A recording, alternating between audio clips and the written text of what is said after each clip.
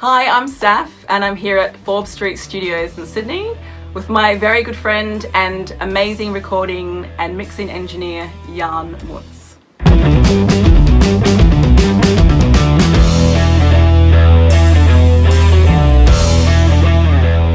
So I'm sure everybody can work out the parameters and what a threshold and a ratio is. So let me just show you my take on compression. Let me just show you a little graph. You might have seen graphs like this before. However, if we look at the axis here, that's something else. On this axis we have power. And by power I mean the perceived power of your signal. While this is as much as you get if you just pass it without the compressor to Pro Tools. If it's down there, it's less power or less powerful or thinner, you could call it so. If it's up there, it becomes more powerful. I have no measure for this. That's not dBs, that's just something that I perceive.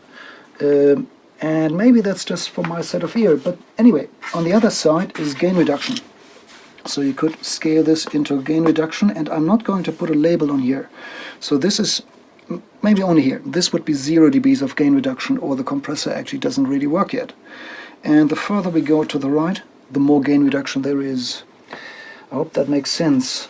So once I put a compressor across a signal and start putting the threshold down or increasing the ratio or shorten the attack time, all of these things will generally lead to more gain reduction. I find that every compressor does this. What I'm trying to say is that for the first couple of dBs of gain reduction, the signal actually becomes more powerful. And how much is that? I don't know. On one compressor this might be 2 dBs of gain reduction. On another one this might be 6 dB. What I'm trying to tell you is that each compressor has a certain sweet spot, and that's right here. That's the sweet spot where you would like to work. That's where the compressor works almost invisible. If you then crank it harder and compress harder and harder and harder, that's what happens. The signal gets smaller and smaller and smaller. So the more compression there is, the wimpier and thinner the sound eventually becomes. At least to my ears.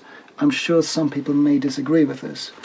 So what I've found is that when I track signals in, I try to be right here. And on each compressor, that point, well, you could look at the gain reduction meter, but try to hear it instead. On some compressors it might be that the needle moves a couple of dBs or 3 dBs, on another one it might be 7.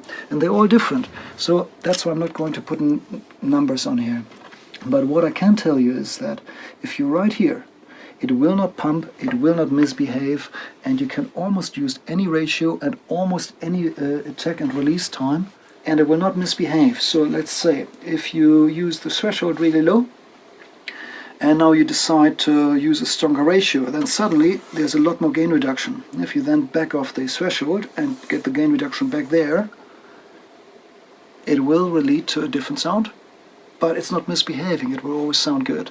And the same with attack and release. You might need to readjust another control to get it back to the sweet spot, but right there, none of the controls will misbehave, and you can shape the sound in any direction. You can make it tighter, you can make it more bouncy with a faster release without pumping.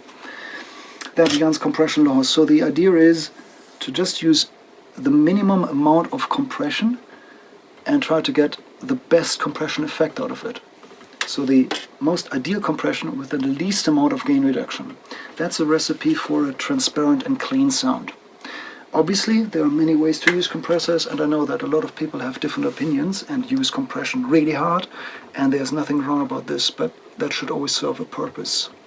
And I often try to record my compressors in a clean sense, and that's the law that guides me. The only way to define this point is by hearing. So don't try to dial in 3 dBs or 5 or 6 dBs per default. Each compressor is a little bit different, and learn your gear is what I'm trying to say. Okay, I hope that makes some sense to you. Keep on pushing those faders, turn these pots and tweak those parameters. Always trust your ears and always find settings that serve the music and bring out the best out of the musicians. Thanks, that's all for today. Cheers. Thanks for having me. Thanks, Jan. Thank you for coming and sharing Jan's law? Jan's compression law. Jan's compression law here at Forbes Street Studio.